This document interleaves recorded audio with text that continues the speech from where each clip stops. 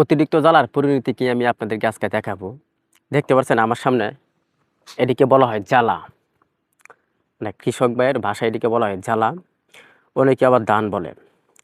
এগুলি মূলত এই জায়গায় যে আমাদের কৃষক ভাইরা যে ধান লাগাইছে, লাগানোর পরে যে অতিরিক্ত ধানগুলি বা অতিরিক্ত ধানের চারাগুলি এই জায়গায় তারা এক্সট্রাভাবে রেখে দিছে।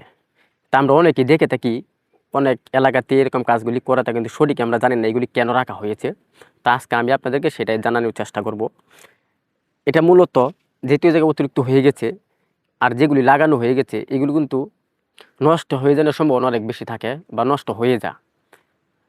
পরবর্তীতে যখন নষ্ট হয়ে যাবে তখন এগুলিতে নিয়ে আবার তারা ওই জায়গায় লাগাতে পারবে আর কি, নতুন করে আবার।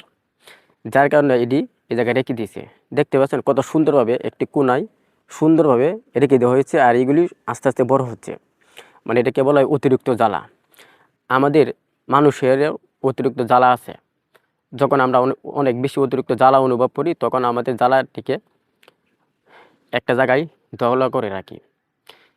দহলা করে রাখলে যেটা হয়, এই জ্বালা শুধু জ্বালাই রয়ে যায়, এগুলি কিন্তু পরবর্তীতে তার বড় হয় না। ঠিক এটাই দেখতে পাচ্ছেন আমার আশেপাশে যে জ্বালাগুলি আছে বা যে ধানগুলি লাগানো হয়েছে এটি কিন্তু সুন্দরভাবে বড় হচ্ছে, দেখতে অনেক বেশি মোটা হচ্ছে, কিন্তু এটা এই জায়গায় কোনো কিছু হচ্ছে না। যেভাবে প্রথম রেখে দেওয়া হয়েছে ঠিক এরকমভাবে এটি এই জায়গায় রয়েছে। তো বন্ধুরা, ভিডিওটি আজ এই পর্যন্ত। যদি ভিডিওটি ভালো লেগে থাকে তো অবশ্যই ভিডিওটি শেয়ার করে দিবেন। ধন্যবাদ।